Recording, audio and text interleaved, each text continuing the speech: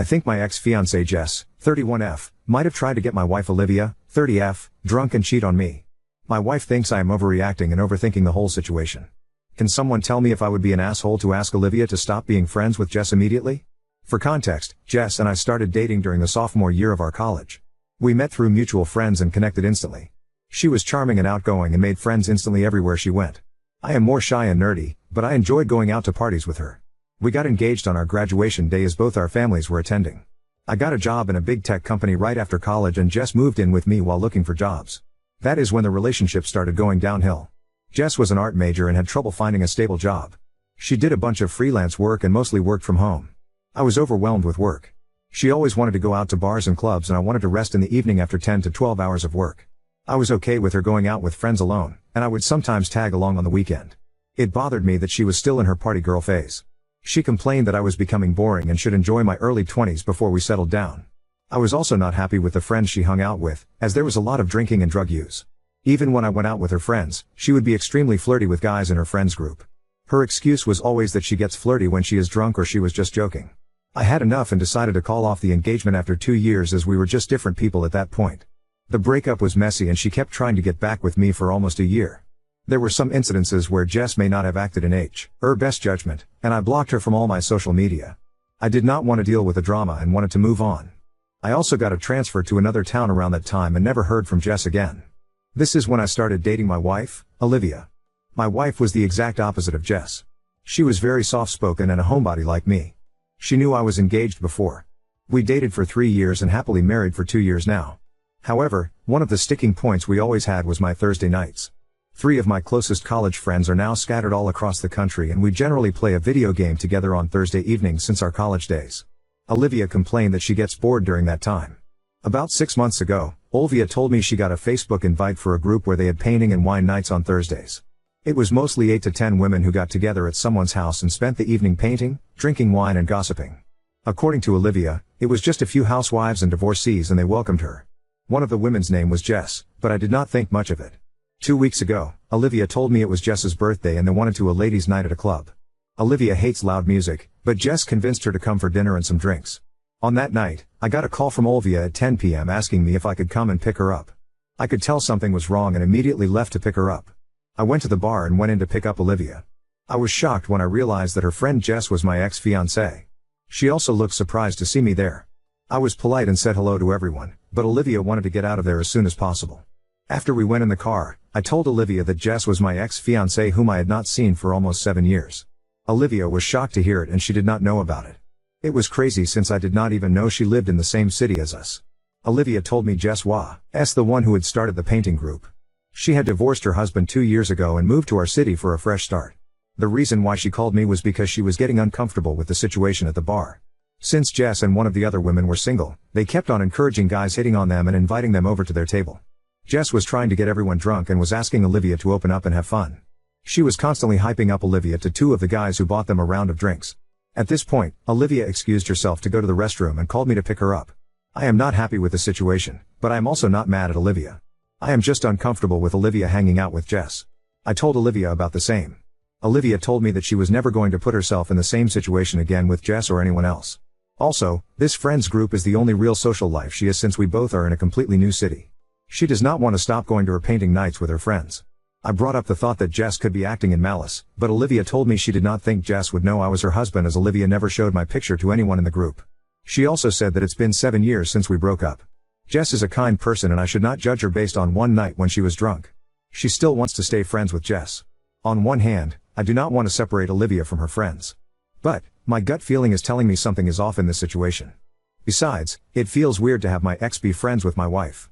Am I the asshole to want Olivia to stop being friends with Jess because of my gut feeling? Or, should I just let it go as it's Olivia's call to make? Update 2. Thing we're good since then, but last week has been crazy and I wish my wife were not as naive to let Jess back in our lives. I really need help on what I can do at this point. For reference, say, I broke up with my ex-fiancée Jess 7 years ago and have been together with my wife for 5 years, married for 2.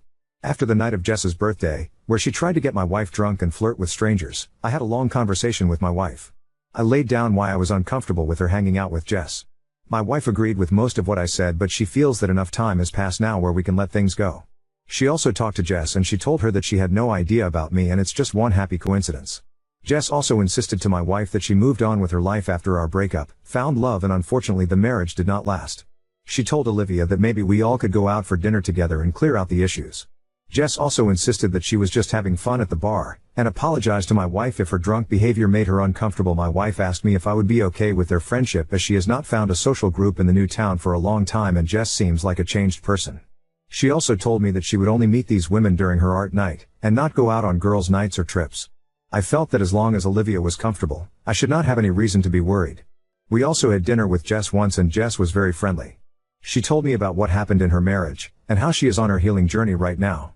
She also apologized to me for her behavior during our last few months together.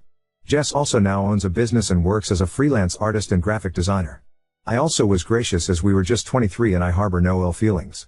My wife also started hosting art night at our place once a month or so and I had to move to my office for my game nights.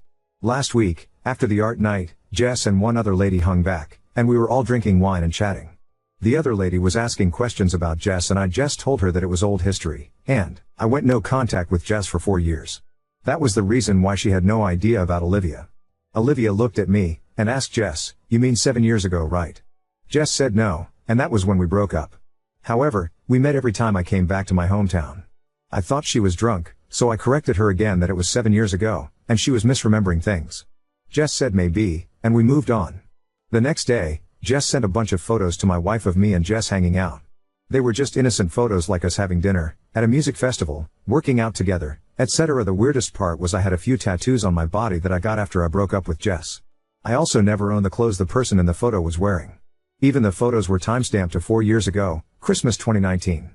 Olivia freaked out because we started dating in summer 2019. I did make a trip alone to my hometown in Christmas 2019. However, I never met Jess. She started asking me why I did not tell her about meeting Jess. I tried to tell her that these things never happened, but she does not believe me. She also called Jess and Jess told her that we met because I was back in town. However, we were just platonic at that point and it's not what my wife is thinking. I confronted Jess and she told me that I am stupid to not tell Olivia about meeting her, and also not telling her about Olivia. She says that I told her I am still single. Olivia is very angry at me. She is not believing a word I am saying. I kept on telling her that I have not seen her for 7 years. Olivia says she does not mind me meeting her, but I should have told her as we were together. I volunteered to show her all my phone records during that time, but they only go back to 3 years on my carrier.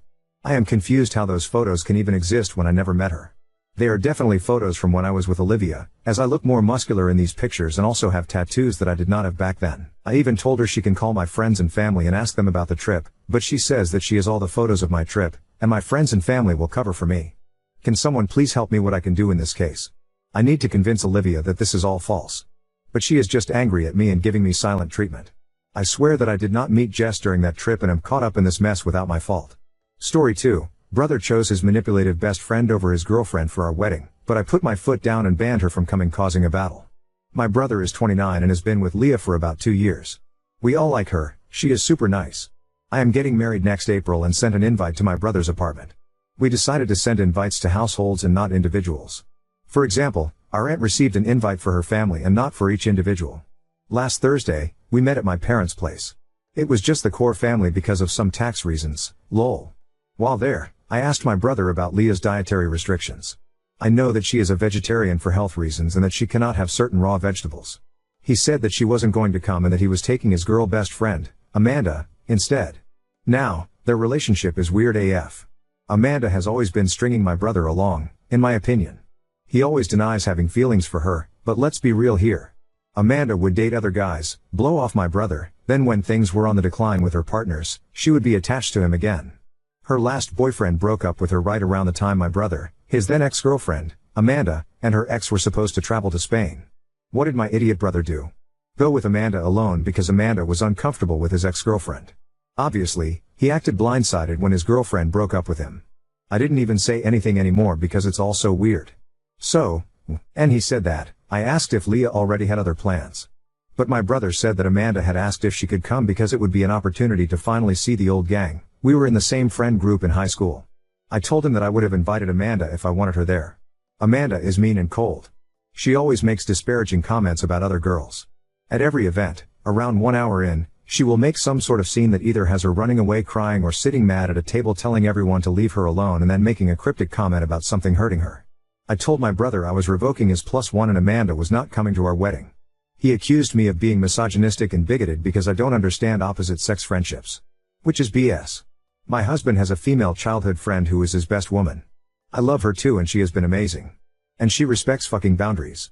She always includes me and made a huge effort when I started dating my fiancé to integrate me into the friend group. Anyway, I said my decision was final. He could take it or leave it, but I would be inviting Leah myself because I like her. He screamed at me and told me to keep out of his business.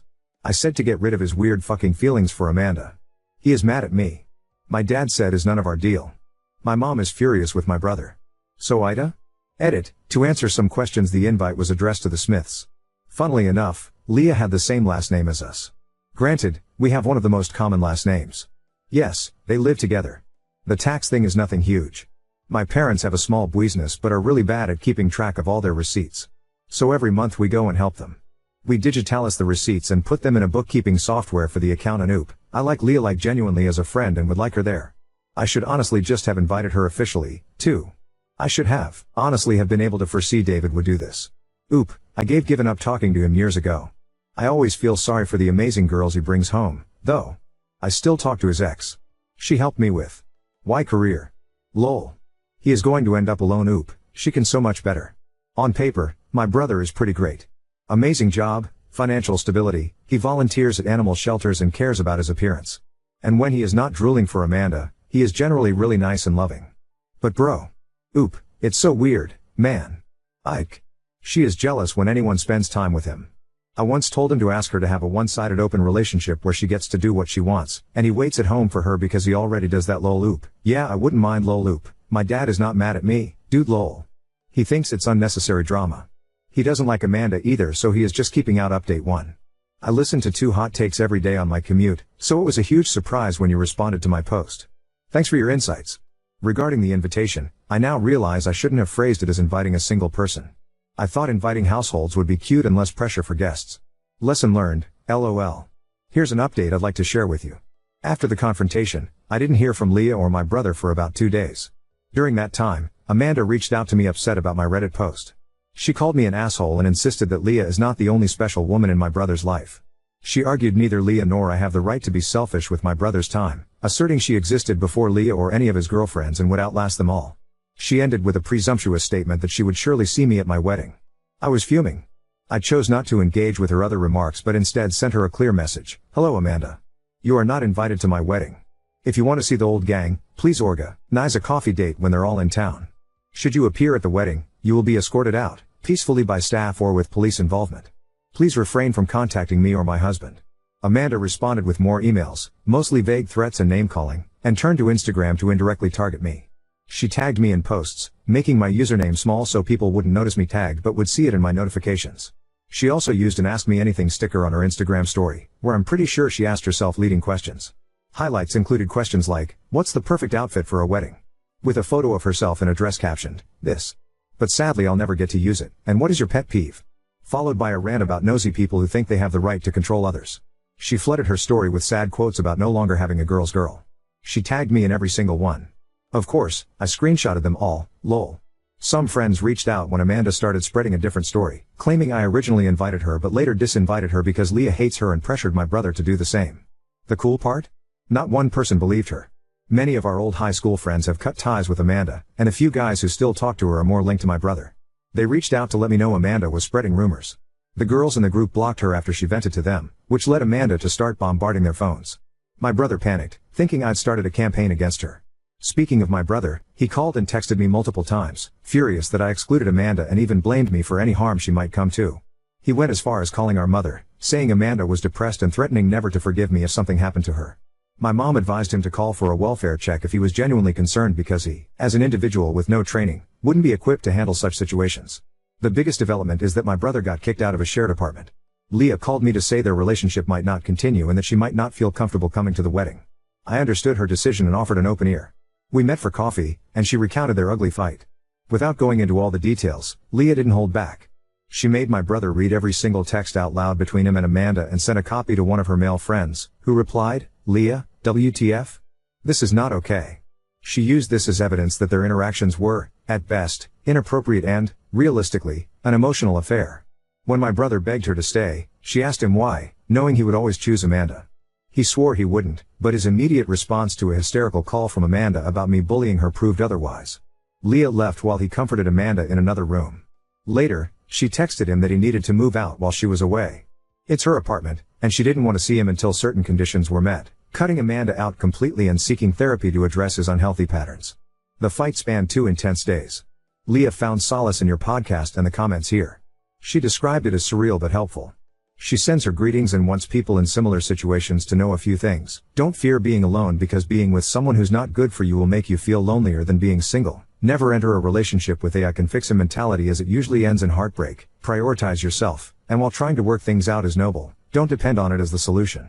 That's pretty much it. It sounds convoluted, like a soap opera, but my day-to-day life has surprisingly been calm. I think my brother really needs to mature and either commit to Amanda or realize he's being strung along. And to Amanda, please grow up and leave me alone. So Amanda is keeping your brother as a backup plan, and he's willing to throw away every relationship he has, romantic and otherwise, to keep her happy.